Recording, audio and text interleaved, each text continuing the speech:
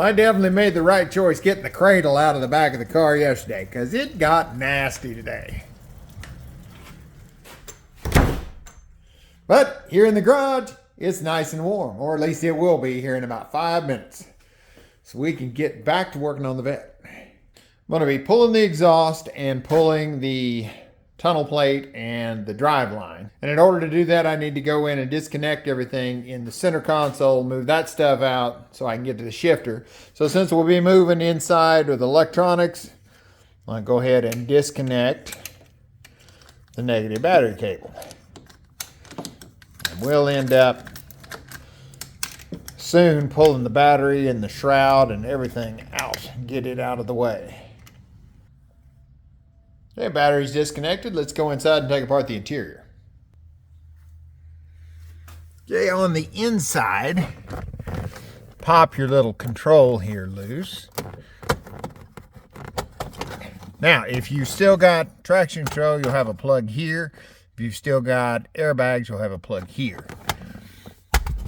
Now, disconnect your power outlet. Two 10mm nuts there. Got a couple of little covers back here. Pull those off. Two more 10mm nuts. Once all those nuts are out, you can lift this up, pull it back.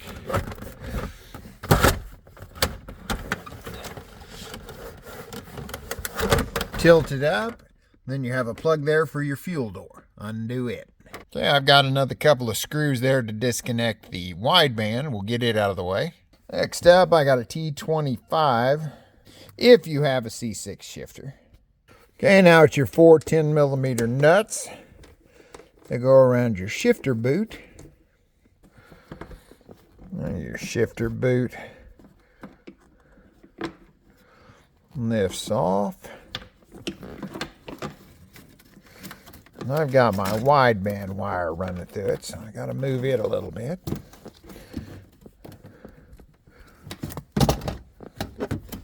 There we go. Now you've got three T40s to take out, one on the shifter rod and then two that hold the shifter box to the tunnel. Once those are out, pop your shifter loose, disconnect it from the rod. And it may be a little bit hard to get pulled out because that fits into that groove on the bottom. But it will pop out of there. And there's the little rubber piece that goes on the bottom. There, it fell off. Set the shifter out of the way. Now we can go under the car. Now your exhaust is going to, of course, vary depending on what you've got on there. I have got band clamps where it hooks up to the headers, so I'm going to take those loose.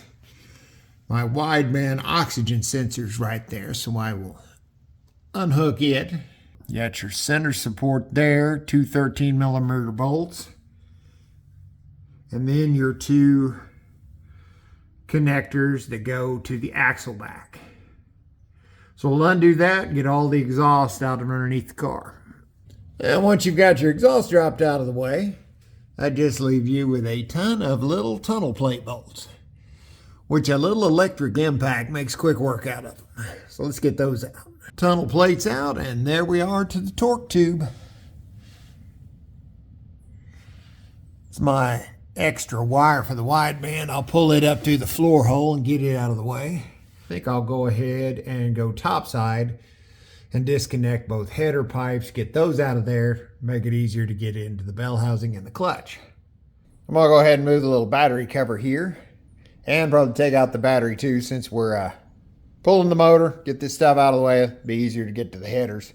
There's a clip, push pin there, and then I think it just pops out the rest of the way. Yep, the two push pins, and then this hole right here fits over a grounding lug down in there. It'd be a good time to clean that while we're in here. So take the mount off for the battery. Then I'll pull the coil pack assembly, just take the bolts off it and undo the wire. And then we're down to the header bolts. Well, everything out of the way now. We got lots of room to access the headers. Let's pull this 15 out. get the dipstick out of the way, and we'll pull all the header bolts out. I think I've mentioned it before in videos, but one really handy attachment is this 90-degree adapter for the little electric impact.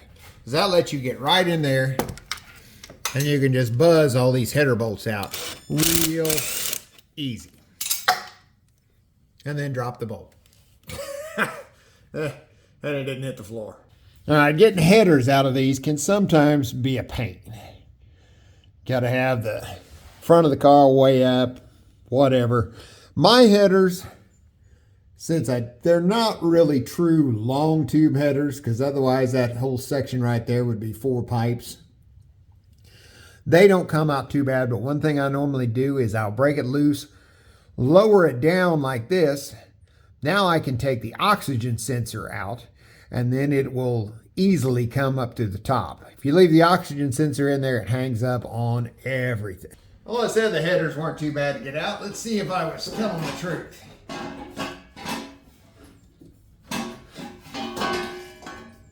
No, not too bad. But see what I'm saying? If that was a long tube header, I mean, it's still better than a shorty, which would be probably collect right there. But now this here should still be 4 individual pipes. I don't know how much difference that'd make in horsepower, because these were just on the car when I got it. But if anybody knows what these headers are, let me know. I've always been kind of curious. And while I'm over here, I'm going to go ahead and pull the spark plug schools. We'll need to turn the engine over, rotate it around while we're taking the clutch out. So might as well get the plugs out now. One more thing I'll do while I'm on this side is pop the belt loose. Because all that's got to come off. We'll take the, plan to take the alternator off here in just a second. So belt's loose. So now we'll work over here. All right, working on the top side over here. We'll take the fuel line off. It's got a little clip that you just pry sideways, pull out. Then you'll need a disconnect tool. Push in there.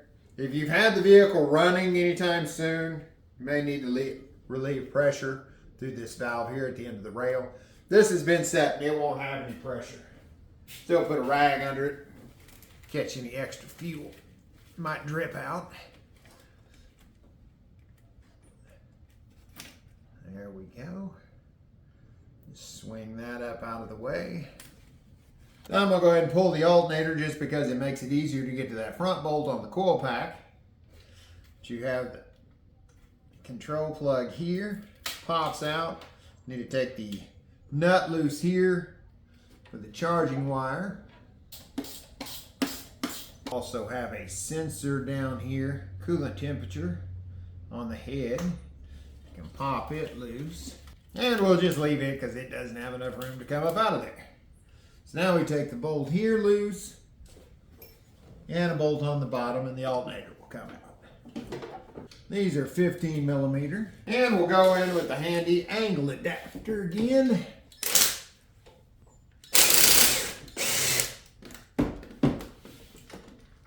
One, there's the other.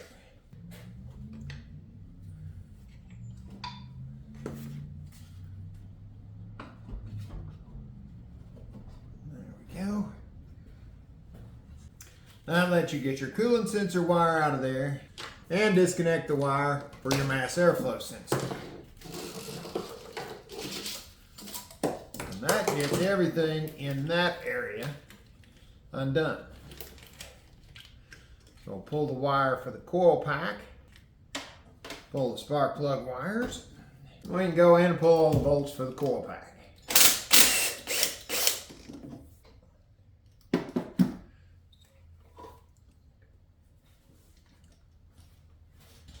And like before, let's go ahead and get the spark plugs out of the way. Hey, once again, that lays us down to the header bolts. Okay, just like before, I'm going to go down, pull the oxygen sensor, and then we'll see if this one will come up out of there. I think I probably need to disconnect the steering shaft if I remember right. Yeah, got to pull the steering shaft. Don't have to pull it, just got to disconnect it here at the box. And then we can move it up out of the way. There's one bolt where the rod, it's a pinch clamp, goes into the rack. Just undo that. I can swing that up. And if you turn your steering just right, that bolt faces straight up, so makes it nice and easy to get to. Okay, the shaft comes off the box. And just swing it up and over.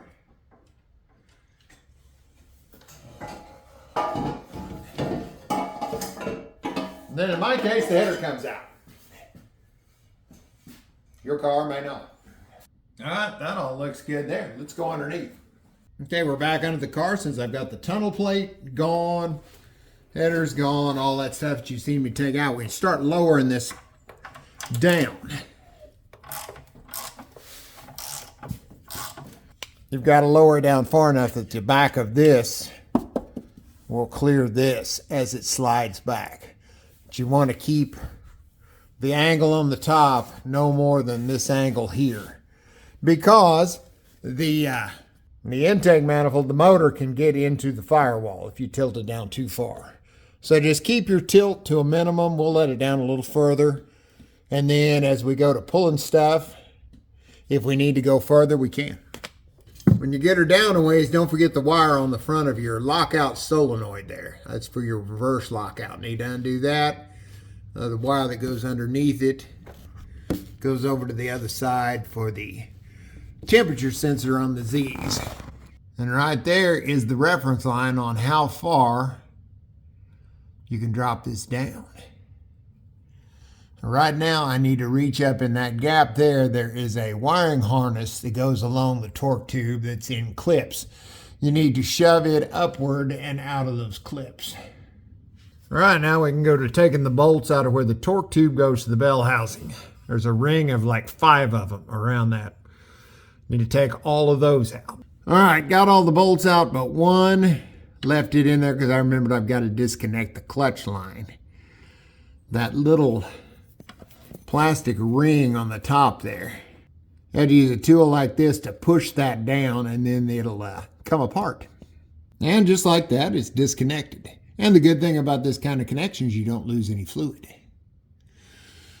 But I'm going to be putting a new master cylinder in the car anyway, because that is the original. So it really doesn't matter. But all right, now on to pulling the driveline. Okay, we'll pull that last bolt out.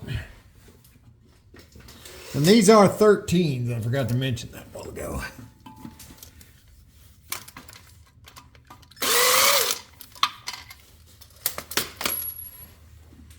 That's all disconnected. Okay, before you start pulling that back, I put a jack underneath the back of the motor. Just a little pressure on that to keep it from flopping on backwards when we pull the torque tube out of it. Go back to the transmission or wherever you want to push and start shoving back on it. You can see it's already sliding back. It's got 2 alignment pins that hold everything. So now I'll bring in another jack stand.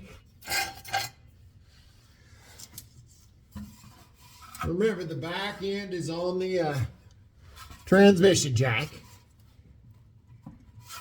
And we'll just continue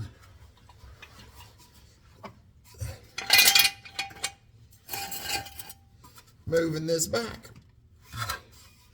Just keep an eye on everything, make sure nothing's snagged. Oh, that was what was holding it up. The slave cylinder line is in a little clip.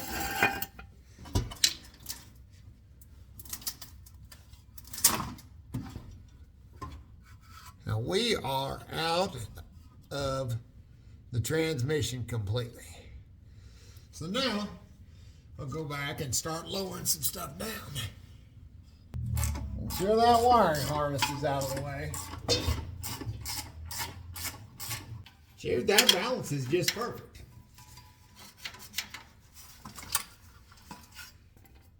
I really don't even need the jack stand.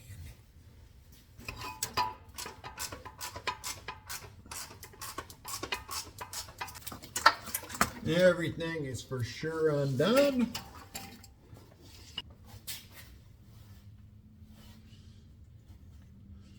And now we can just take off with the drivetrain.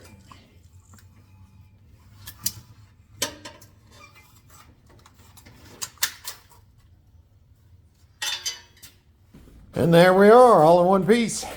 It's just that easy. Now we'll set this aside for a little bit. Of course, I'll go through it and check some stuff out on it before it goes back in.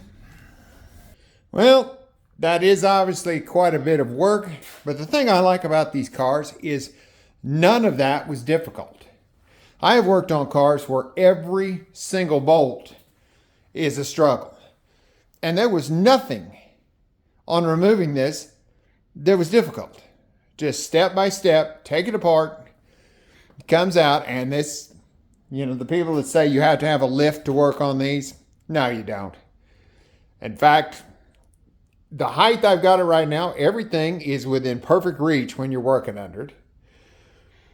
And the modular design of the torque tube and the transmission and the diff, I like it.